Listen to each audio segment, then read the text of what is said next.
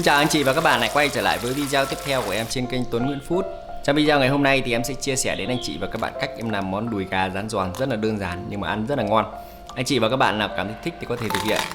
Để thực hiện được món đùi gà rán giòn này thì em sử dụng ở đây là 500g đùi gà. Để ướp được cái phần đùi gà nó thấm gia vị thì em sẽ dùng một con dao em thông các cái lỗ trên cái phần đùi gà để khi chúng ta ướp thì phần đùi gà chúng ta nó sẽ thấm gia vị hơn.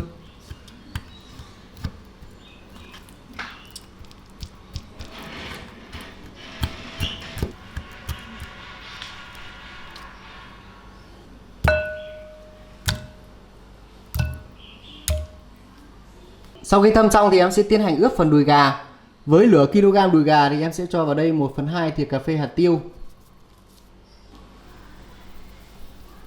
1/2 thìa cà phê bột ngọt, 1/2 thìa cà phê bột tỏi, 1/5 thìa cà phê muối, 1 thìa nước tương, 1 thìa dầu hào,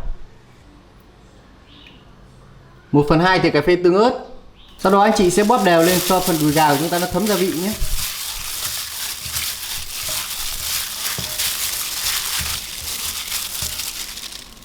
Sau khi bóp xong phần đùi gà thì em sẽ để đây trong khoảng tầm 1 tiếng để cho phần đùi gà nó thấm đẫm gia vị. Sau đó rồi em sẽ tiến hành mang chiên.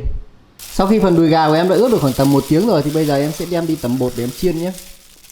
Ở đây em đã chuẩn bị sẵn một bát bột chiên giòn rồi. Em sử dụng bột chiên giòn của Tài Ký. Anh chị sẽ không cần phải ướp gì cả. Chúng ta dùng bột chiên giòn này, chúng ta phủ luôn một cái lớp lên bên ngoài phần đùi gà. Anh chị lăn nhẹ cái phần đùi gà, sau đó bóp nhẹ vào cho em để cho cái phần bột chiên giòn nó thấm vào cái phần đùi gà cho em.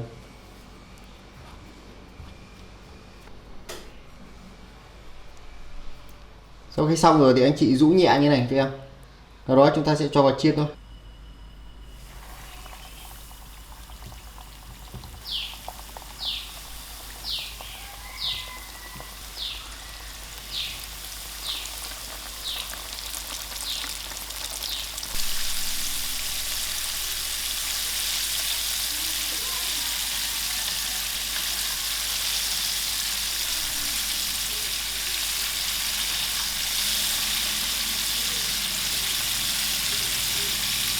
Sau khoảng tầm 15 phút chiên thì cái phần đùi gà của em nó vàng rộm và giòn tan lên như thế này rồi thì em sẽ cho ra ngoài thôi nhá.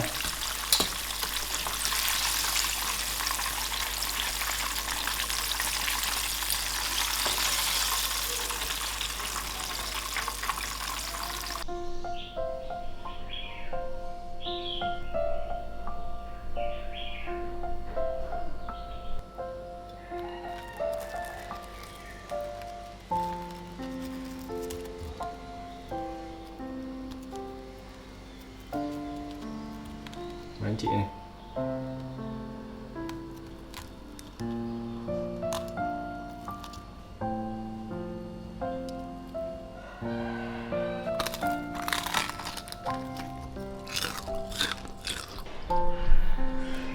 Làm theo cách này thì phần đùi gà bên ngoài ăn giòn, bên trong thì thịt ăn mềm, thơm và rất là ngon. Anh chị và các bạn nếu cảm thấy thích thì có thể thực hiện nhé. Video của em đến đây cũng đã kết thúc rồi. Cảm ơn anh chị và các bạn đã theo dõi video của em nhé. Nếu cảm thấy video của em hữu ích thì nhớ bấm đăng ký kênh để ủng hộ em. Còn bây giờ thì xin chào và hẹn gặp lại anh chị trong những video tiếp theo.